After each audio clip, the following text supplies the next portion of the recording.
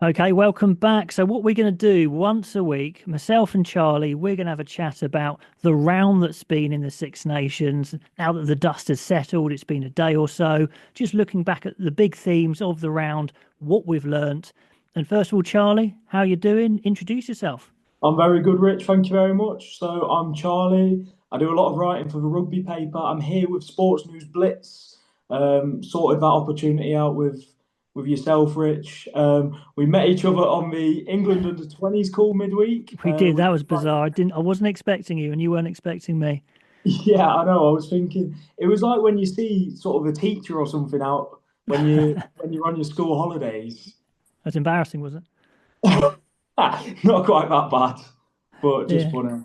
Now, I mean, talking of under 20s, actually, I've got coming up next week, I've got Kane James and Henry Pollock on a double interview, which should be quite interesting. So, like, pop in the comments any questions you want me to ask them because I'm kind of working out the best things to ask them. So that's probably worth saying as well. But yeah, this is Charlie. He's really into his rugby. He's a really good rugby reporter. So we thought we'd just do like a relaxed discussion type format, less kind of sound bites, a little bit slower if you like, just really going over the round. And I think I'll start off with my kind of overall take, Charlie, is that actually when you look at it, you step back and look at it, you had three home teams with the wins, and all three home teams were the favourites anyway. So it kind of was, a round where there weren't too many, upsets. There wasn't particularly a lot going on that we weren't expecting. I mean, it wasn't a boring round, but I mean, what do you take away just overall from the round? I mean, like you say, the three favourites won really, but at the end of the day, the nature of the wins came as a slight surprise, I would say, for Yep. varying reasons. But yeah, overall, pretty standard, pretty expected. But yeah, the nature of the wins was what was different. Yeah. Which of the games did stood out to you then as something that you weren't expecting? I wasn't expecting England to be as good as they were against Ireland, to be honest with you. Okay. Yeah. What about the England game then that you were impressed? Because of course they've lost again, and it's about winning, but they had good parts of their game. To you personally, what stood out? I mean, the first half, the simple answer, and therefore the starting 15 that Steve Borthwick put out. I had my doubts. I was sceptical, but he sort of proved me wrong in that sense. But then, obviously, the second half, we lost a bit of tempo, a bit of aggression, and Ireland came out fighting. Sadly, Yeah, they showed their class in the end. I think, yeah, you got to give your props, where they're due to Borthwick. The defence was transformed, and you've got to give Joe Lab, I think, a lot of credit there because I think he was definitely tasked with carrying on with the Felix Jones defence when he took over. I'm pretty sure that was kind of said in the press, etc. And I mean, he's definitely changed it. The defence was unrecognisable. They were pushing up when it was on, and they were catching Ireland with their deep passes in the first half, and they were stopping and drifting, and the likes of Murley were getting out nicely and making cover tackles, and so that was fantastic. Was there anything else that like really impressed you? the Curry brothers, I liked them as a pairing. Obviously, playing together at club level will help, but I was surprised, not necessarily disappointed, but surprised to see them both starting. But they continued the form they've had. So yeah, I really liked them. Yeah, it was a huge performance from the Curries. I said they would be fired up, and they were. The problem was, I guess, is that England sacrificed all balance. So they had these three open sides on the pitch, and England's jackling was the best I've ever seen it. The turnovers were just phenomenal. But then, where was the attack? I mean, that is the big gaping hole in Borthwick's game. But I'd say that's less down to Borthwick and possibly more down to the players, if I'm honest. Yeah. Yeah. Well, what was it about the players you reckon then that why wasn't the attack going? Is it Marcus Smith can't get it firing? Is it the ball carriers? What is it? In general, I just think we don't have the same quality that a lot of other countries have, sort of across the board. I mean, starting Murley in the Test match, obviously he played pretty well himself, a couple of mistakes, but overall a good first game. But in general, you compare Murley to players who are going to win you the Six Nations, and he's not quite there yet, sadly. Yeah, it's a shame with Murley. We had because he did some really good things, but then he was so worried, so scared, and he got caught a couple of times. And we've had a few players like that, like Henry Arundel when he started for England. I was like, wow, this guy could be amazing, and he was a rabbit in the headlights. And I know it's tough; it's your first game, but the top players just come bursting onto the scene. And so, I mean, I'm not saying drop him, but it was just a shame that he just seemed so nervous. I don't know what it is. Is it character? Is it the coaches? But we've had quite a few new players before who just haven't burst onto the scene how you'd think, or maybe we're just hyping them up too much. I don't know. But I think maybe drop him for France, but then play him in the so-called easier games. I think that would probably be the best course of action. Play someone like Roebuck there against France. Yeah, yeah. I mean, let's go back to the beginning then. Let's go back to France. I don't want to get into players too much because we can talk selections and stuff later in the week when we know injuries and all that sort of thing. Although Jamie George he's been called back in, hasn't he? There's me Mm. saying don't talk about players, but that's going to be really interesting to see who starts at hooker. But anyway, the first game, France 43, Wales 0. I mean, were Wales that bad? They got 0 points. Were there positives? Could you find me some positives for Wales? Defensively, I mean, I know Okay, they conceded 43 points, and it sounds ludicrous saying that go on. defensively they were decent, but they were better than expected defensively. I wouldn't quite say good, but better than expected. I think a lot of the tries were France quality instead of Welsh, poor Yeah. defending. Okay, that's a great point, Charlie. The systems, they didn't look like the Welsh systems broke down in defence. Mm. It's Yeah, just, you're right. I mean, France either they just piled over the gain line just through sheer bulk, and a lot of the time Dupont was kind of just wandering around. But because he's so good, he can wander around at speed and do something crazy. So I yeah. take your point. They weren't disintegrated team shape wise in defence. That's true. But I mean, I had a few comments saying the ref maybe should have ruled out a couple of tries for France, but I don't think it would have changed the result. Not at all. Yeah, that's you want to see good refereeing, but it's not gonna, like you say, it's not gonna change the result. So you know, it's Yeah, not. one thing he could have done, I suppose, we had Roman Intermac just kind of he was wandering around the whole game. He was such a weird game actually for him, and then he puts that nasty shoulder in. I'd love to see the refs like just go look, that's a 20-minute red card straight off.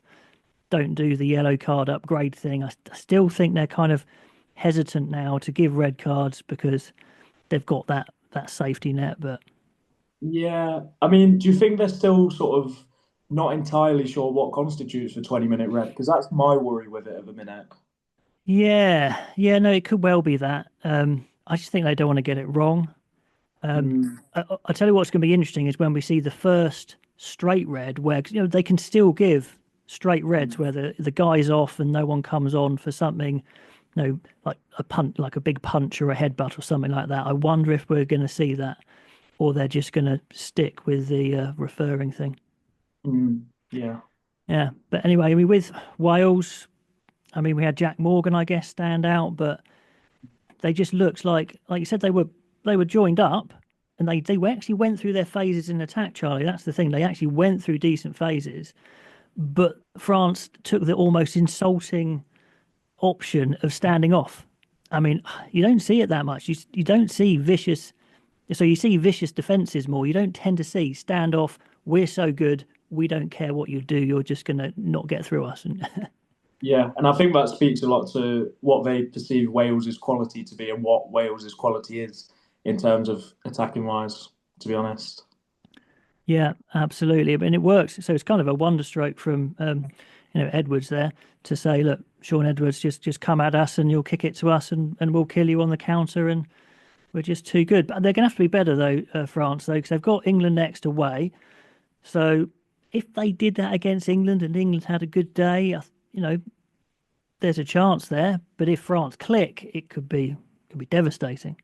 Yeah, and the fact that we play them next, I think, is an advantage because it was, I'd say the word to describe France's performance was rusty. It looked quite like there wasn't loads of cohesion, and on another day, like you say, they could have been found out. So playing them early on in Yeah. the tournament is definitely an advantage for us. I think that's been France's problem in the last couple of Six Nations is they've had a couple of good games, but then they've been, yeah, pretty rusty for at least 2 or 3 games as well. Mm. Okay, so I mean that was the France-Wales game. I mean Wales literally have absolutely nothing. I'll put the table up on the screen. So no points, no bonus points, horrible points difference. So it really is the worst start. But it just tees up. I tell you what. So round two is the exciting round. Round one was kind of setting it all up. Now we've got these big clashes that are much closer on paper. Italy, Wales, that is going to be, it's almost like a final for these guys. It's not like, I don't think that's insulting to say that. What were your ideas of Italy? What were your impressions of Italy in that Scotland game? I think Italy will come away quite disappointed, to be honest. They definitely could have won that game, which speaks positively in the sense that they're actually a competing nation now and they've got a bit about them, but then negatively because obviously they didn't end up getting a result. So yeah, Yeah, Italy are just, they're so infuriating in some ways. They had a disappointing autumn, but they had a really good Six Nations 2024. And they know they've got the best team they've had for ages. You look at the caps, and they're all starting to tick into this 20, 30, 40 cap range. And then they're asleep for 15 minutes against, the most exciting running side in the tournament, probably. And the way they pulled them back into it and they really waked up. What's the word? Woke up. That's woke the up. one. They they woke up. It's cold in the garage. They woke up and they were absolutely smashing the defence and they got on it. But when you leak three tries in that first, whatever it was, 15, 20 minutes, you just can't come back. So they'll be kicking themselves. But what do you reckon? Italy, Wales? Are Italy Oh, favourites? it's got to be in Italy's hands. I mean, yeah, it's Italy's to lose, 1,000,000%. Yeah. Yeah. Again, we'll get in selection again next week, but it's going to be fascinating. I mean, Italy are going to be very much the same. Absolutely certain they're going to be very much the same. That is their best team. With Wales, I've no idea. I have no idea if they change or they stick. It's a tricky one, but Italy will see that as one they should win. On what we saw at the weekend, round one, Italy are the better team. Yeah, Uh, definitely. yeah, at home they can't be asleep in the first 20 at home, surely.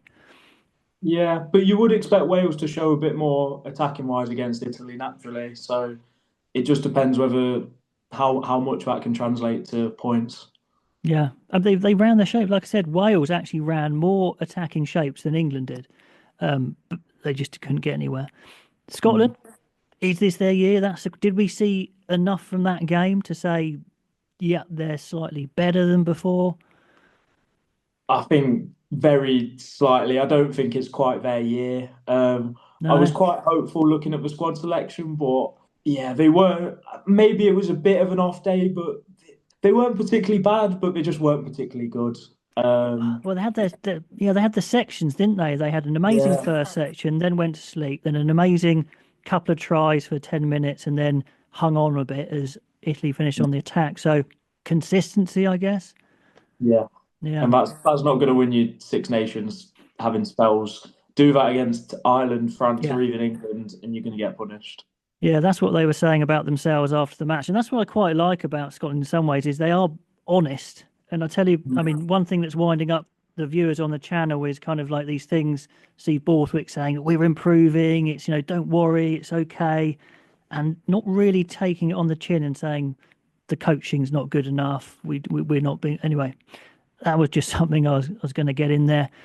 But yeah, I just wonder if it's the way Scotland play that they're not going to just hold on to leads because they try so much. Finn Russell's going to be, I mean, he flicked two out of the back of his hand that could have gone anywhere. And then he gave one interception away, which sums up you're not really the team that's going to maintain gaps. You almost have to be 60 minutes of excellence to beat a big team. Yeah, I thought Finn Russell was a bit disappointing in general as well. I mean, Yeah. I was at the Sale Bath game the week before when he absolutely ran the show and was unbelievable as he so often is. But yeah, he didn't seem quite at it, which was disappointing. But you'd expect him to sort of grow into the tournament. Yeah, he's going to be that sort of player. He's going to be like mercurial is the word, isn't it? Mm. Sublime or maybe not so. But I tell you what, they're wingers. Jeez, I mean, they are the best. If those two aren't going on the Lions tour, then something's wrong. That is Van der Merwe's powers, just top level, and Darcy Graham's footwork. I mean, England would kill for two wingers like that. They are box office, Yeah, Darcy Graham's a class act. I isn't he? really like Just the player. yeah, you look at him and you're like, oh man, he is like even smaller than Shane Williams was, but he's just as good. He's so good. Yeah. Unbelievable. So finally, we have touched on it already. The Ireland game, Ireland, England. Ireland, are they looking like, a triple winning side to you? Do you know what? They did show a winning mentality. Yeah, sure did. Like Yeah. like mentioned, they weren't necessarily at their best, but sometimes it's those results that you need, sort of grinding out victories, just showing a bit of class growing into the game, which is exactly what they did and kind of exactly what winning teams do. And yeah, a cynic would say they weren't at their best and didn't play very well, but a positive fan would say, listen, It that's took what we them, yeah, it's a hard one, isn't it? They really struggled in that first half against England's defence, which was excellent. But then when they broke England, they just absolutely boshed them. And then yeah. when Dan Sheehan came on, he was just different gravy, wasn't he? I mean, his try was Yeah. world class stuff there. And then it's Scotland Ireland. I mean, that is just brilliant. We're talking about Italy, Wales, but Scotland Ireland. If Scotland win that, and they're at home, of course, if Scotland win that, they've blown the whole tournament open. And as a neutral, which I'm not, I guess, but if you were, then you'd say Scotland win, and then boom, all bets are off. And who knows what could happen. So it's going to be absolutely huge. And then England, France. France are favourites, but England are at home. So it's a complete reversal of round one, with the favourites being away, apart from Italy, I guess, but that's pretty close. Hmm. Yeah. So, I mean, what do you see happening? Big hand there. What do you see happening in this round two, prediction wise? So, as mentioned, Italy, I think, will be too strong for Wales. England, France. Go on. Be My honest. heart What do you wants me think? to say England, but my head does tell me France. So I'm going to have to reluctantly say France. But Yeah. I think it'll be a close game. I think it'll be similar to the autumn England games in the sense that England will make a really good account of themselves, but somehow spontaneously combust and bottle it near the end, which I hate to say, but yeah. Yeah. Yeah. You're right. I mean, there's no evidence to say England will win, but we need something to change. Something, they've been hopefully they've been working on their attack, and they just haven't fully shown it yet. But then, because France were fairly ordinary in their first round, you'd expect them to be a lot better. Yeah. So I don't know. I think it's a tough one. I can't see England winning, but I hope they do. Mm. Um, but anyway, so round one, set it up nicely. Round two is where all the actions happen, all the real excitement that's going to blow this tournament open. Let us know all your comments down below. Thank you, Charlie. That was fantastic. Thank you very much. Yeah, and we'll try and do this every week if we can, just catch up and talk about the round when all that adrenaline's gone, because, all the reports and player ratings straight after the game, you always disagree with yourself, even a day later. So it's good to kind of just calm down and review it. Anyway, thank you very much, Charlie, again, and we will catch you next time. Cheers. Thank you very much. See you later.